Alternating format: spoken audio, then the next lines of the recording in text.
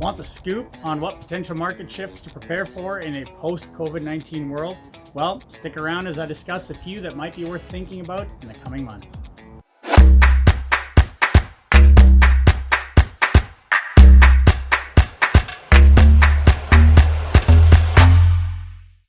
What's up guys, it's Mark here of Team Powerhouse, and in today's video I wanted to discuss an article I read earlier that was written by Justin Kirby for Real Estate Wire and covers a few shifts in the market that could potentially happen in the coming months as things slowly return to a more normal state.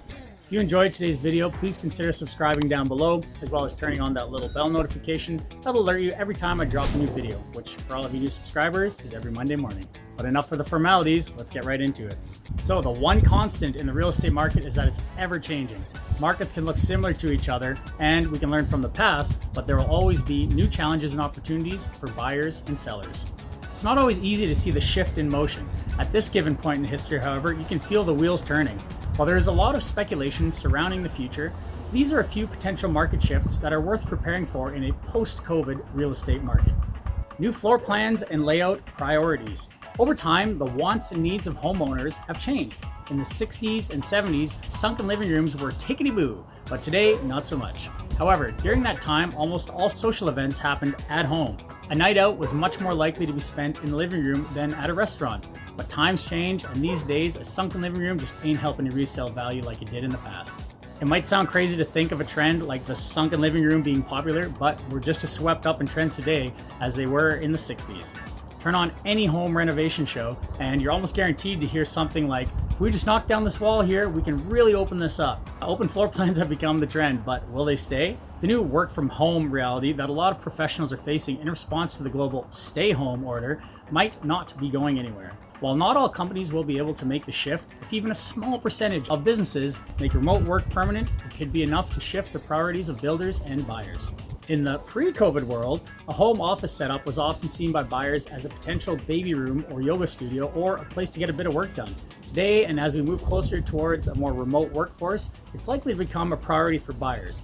In fact, don't be surprised to see home buyers in the coming months and years searching for a property with not one, but possibly two home offices. This is just one of many potential new priorities we could see coming to the forefront in a post-COVID-19 setting. It's fair to assume that other already desirable features like large porches, spacious backyards, and home gardens will become even more in demand than they were in the past. And as it turns out, isolation has brought out the chef in many folks, and so having an open kitchen layout really helps with the increased use by more members of the family. Next, I want to talk about upsizing and multi-generational living. There's been much said about the baby boomer generation downsizing over the past few years, and it's very possible that we could see that trend slow after COVID. There are countless stories of young adults moving back home with their parents during the pandemic as they choose to take courses online or work from home. Should we see more multi-generational living take place after COVID, that would at the very least slow many families from moving towards downsizing. Hard to predict, but the generational trend could swing away from condos and townhouses towards single-family homes in the coming months. To go back to the layout priorities discussed earlier, there are a lot of new layout features that you simply cannot find in these smaller dwellings. It's pretty tough to find a condo with two home offices unless you plan on sleeping on the couch like a permanent resident, holy smokes, of the dreaded doghouse. Get it out, Mark. If Canada's stress test is decreased in the coming months, as it was scheduled to before the pandemic began, there might be more opportunities for buyers to get into the single-family housing market, as a few percentage points can make a big difference. Another trend to consider is the single surge. We're living through challenging times, and the fact of the matter is that there are going to be notable household changes taking place in a post-COVID world. Real estate feels the effects of divorce and breakups as individuals go their separate ways and look to start over fresh in a new home. It may sound grim, but this is almost an inevitable result of the quarantine period. Stress, isolation, and fear can have destructive effects on personal relationships. And while many may have predicted a baby boom to follow the pandemic, most experts agree that this is unlikely to happen. However, some kind of breakup boom could certainly see new singles entering the market and bolster condo and townhouse sales. And lastly for today, buyers could come off the sidelines. Foreign investors and even some first-time home buyers have been understandably quiet during the pandemic, but a return to normalcy could see them coming off the sidelines and participate in a new flurry of investment and purchasing.